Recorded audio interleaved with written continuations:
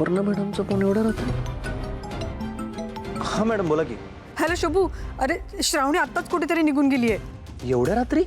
हो, मी तिला थांबवण्याचा प्रयत्न केला पण ती निघून गेली. ठीक आहे मॅडम, तुम्ही काळजी करू नका, मी येतो. बरं ठीक आहे.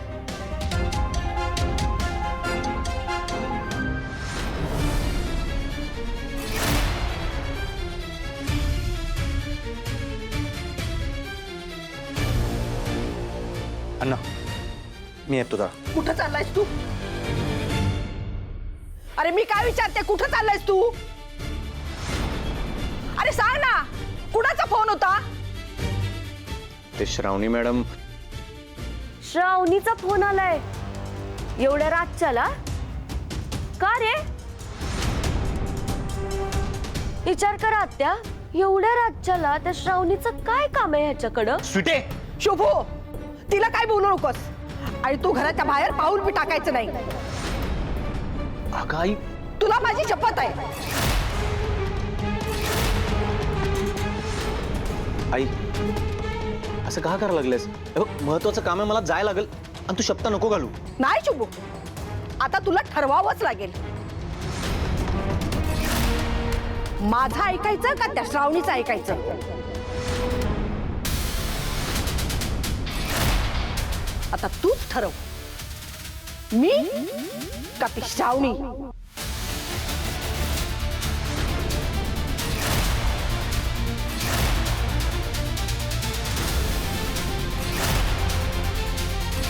हे बघ आई, मला जावं लागेल. म्हणजे आता माझ्यापेक्षा ती महत्वाची वाटायला तर. अगं आई असं नाहीये, मला तुम्ही दोघी बी महत्वाचे आहात. शुभू, आई जास्त महत्वाची असते काय? डॅडी अगं तेच म्हणतोय मी, आईशी बरोबरी नाहीच होऊ शकत. माहितीये ना व, मग ऐक की आईचं. थांब इथं, नको जाऊस. हे बघ डॅडी, अगं मी माझं काम करतोय, मी माझी जबाबदारी पार पडतोय आणि त्यांचं मीठ खातोय का मी? असं संकटाच्या वेळी मी पाठ फिरून परत जाऊ? आई हे बघ, मला एवढ्या रात्री फोन आलाय म्हणजे नक्कीच काहीतरी घडलंय. हे बघ, मला जायला लागेल. नाही शुभू, तुझ्यासाठी कोण महत्वाचं आहे ना ते आता कळू देच. आई तू का हट्ट करायला लागलीयस? अरे तू तरी का हट्ट करायला शुभू? आज मला बी कळू दे, या आईच्या मायेपेक्षा त्या श्रावणीची माया मोठी आहे का? आज फैसला होऊनच जाऊ दे. तू का अंत बघायला लागलीयस? अरे तू तरी माझ्या काळजाला का घर पाडायलायस?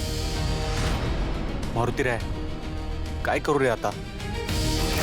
त्या श्रावणीला भेटायला लई तळमळायलास ना व? आता बघतोच मी तू इथनं कसा जातोस. आई अगं शांत हो, दादाला त्याचं काम करू दे. अगं कामाला काही येळ काळ असतो का नाही? अगं हो आई, पण श्रावणी असं उगाच फोन नाही करणार. नक्कीच काहीतरी इमर्जन्सी असेल. अगं तीच तर काळजी वाटायली ना हो मला. उद्या उठून साहेब ह्याच्या विरोधात गेल्या तर हा गोत्यात येईल ना? आई माझ्या नशिबात जे लिहिले ना तेच घडणार आहे. तू माझ्या बाबतीत असा भलता सलता विचार का करायला लागलीयस? आई तुझ्या बोटाला धरून चालायला शिकलोय मी, तुझे संस्कार आहेत माझ्यावर. अगं मी चुकीचं पाऊल कधीच टाकणार नाही. अण्णा तुम्ही तरी सांगा आईला. कारभारने काय येण्यासारखं बोलायलीस ग तू? हा अगं शुभवर माझा पूर्ण विश्वास आहे आणि असं आपल्या लेकराच्या कामाच्या मध्ये आडवं येणं शोभतं का ग? हा असेल काहीतरी महत्वाचं काम, जाऊ दे किती असणे. शुभू आज इथनं कुठं बी जाणार नाही.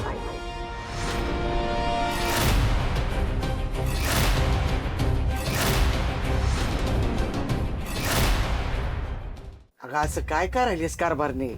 तुम्ही मध्ये पडू नका. कारभारने आता जास्त होत आहे बर का?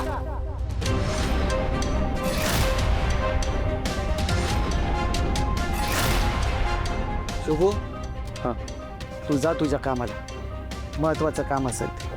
हो.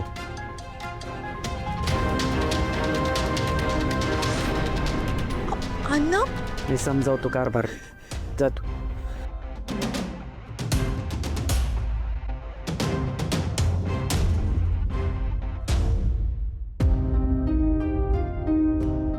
माझं पोरग एवढा रात्री अपरात्री श्रावणीला भेटायला गेलंय, त्याचं तू बसली काय बी नाही.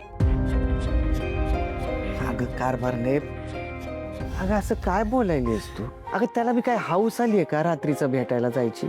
बघितलंस ना, फोन आला होता. असेल काहीतरी काम म्हणून गेला असेल. आहे आता कसला विचार नको करूच काय.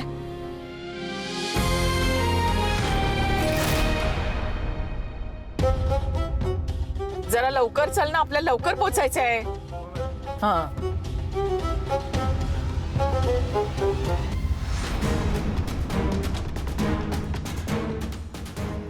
हॅलो, इंजेक्शन रेडी आहे ना? मी 2 मिनिटात पोहोचते. मला थांबायला अजिबात वेळ नाहीये. मला बाहेरच आणून द्या. हा चल चल लवकर.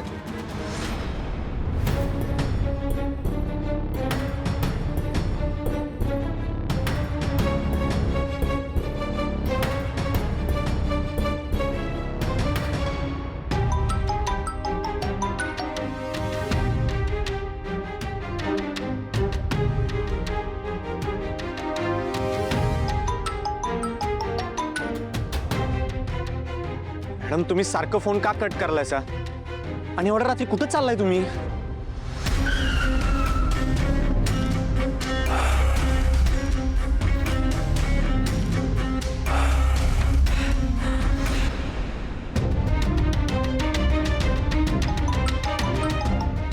काय मी सारखं सारखं कट करते तर का परत परत कॉल करतोयस? अहो मॅडम तुम्ही न सांगता कुठे गेलाय? माझं एक काम आहे. तुम्ही आता कुठे आहे सांगा, मी आलो तिकडं. शुभ अरे नको, तुझ्या घरच्यांना मला मदत केलेली आवडत नाही ना. मॅडम अहो त्याचा विचार नका करू तुम्ही. तुम्ही सांगा कुठे आहेसा? मी कुठेही जाईन, तुला काय करायचंय तू फोन ठेव आता. मॅडम अहो तुम्ही असं का करायलाय? शुभू फोन ठेव. नाही ठेवणार मॅडम. तुम्ही मला सांगा कुठे आहेसा, मी येतो तिकडं. आणि तुम्ही नाही सांगितलं ना, मी तुम्हाला शोधून काढी ना. ही अलखनंदा मॅडमचा पाठलाग करते. काय? कशासाठी? अरे मगाशी घरच्या लँडलाईनवर निर्मला देवी मेंटल हॉस्पिटलमधनं फोन आला होता आणि ते डॉक्टर म्हणत होते की त्यांना अलकनंदा मॅडमचीच अर्जंटली काहीतरी बोलायचं कुठल्या तरी पेशंटबद्दल. मग जेव्हा मी हे जाऊन अलकनंदा मॅडमना सांगितलं जरा गडबडलेलंच वाटलं रे मला. आणि मग आता रात्री एकटंच कुठेतरी निघाले. निर्मला देवी मेंटल हॉस्पिटल आणि आत्यासाहेबांचा काय संबंध आहे त्याच्याशी? तेच शोधायला तुम्ही त्यांचा पाठलाग करते शुभ. हे बघ आता जास्त प्रश्न विचारू नकोस, तुला मदत करायची आहे ना मग त्या हॉस्पिटल जवळ पोच आणि बघ ते येत आहेत का. मी सुद्धा आलीच. ठीक आहे येतो मी. बरं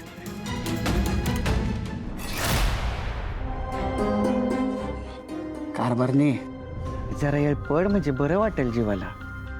मी काय म्हणते, उद्या उठून मोठा अनर्थ घडण्यापर्यंत ना आपल्या शुभूला त्या श्रावणीबद्दल समजा सांगून टाका. नाही कारभारने, मग गोठ हाताबाहेर गेली ना तर बोलू नका. अहो जरा तरी विचार करा की उद्या उठून त्या विश्वंभर साहेबांनी आणि आत्याबाईंना कळलं तर काय होईल याचा विचार केलाय का तुम्ही? हे बघ कारभारने, शुभू असं काय बी करणार नाही. माझा विश्वास आहे त्याच्यावर. एक वेळ इमानासाठी जीव देईल पण नियत कधी ढळू देणार नाही. कसं सांगू तुम्हाला? तुम्ही एक काम करा, कमीत कमी त्या शिरीष घाणे घरला भेटा आणि त्याच्याशी काय ते बोला. अगं कारभारने मी शपथ घेतली का मी तोंड उघडणार नाही म्हणून. आता येळ आली आहे ना वो. इतकी वर्ष झाकून ठेवलेली मोठ तुम्हाला उलगडायला लागेल. तुला कसं कळत नाही ग कारभारने? तुम्हाच नाही कळत नाही. अहो हे समजा वेगळ्या देशाला चाललंय. आताच वेळ आहे, हे सगळं तुम्ही थांबवू शकता म्हणून म्हणतोय. ऐका की. ठीक आहे, उद्याच्याला भेटतो त्या शिरीष घाणेकरला.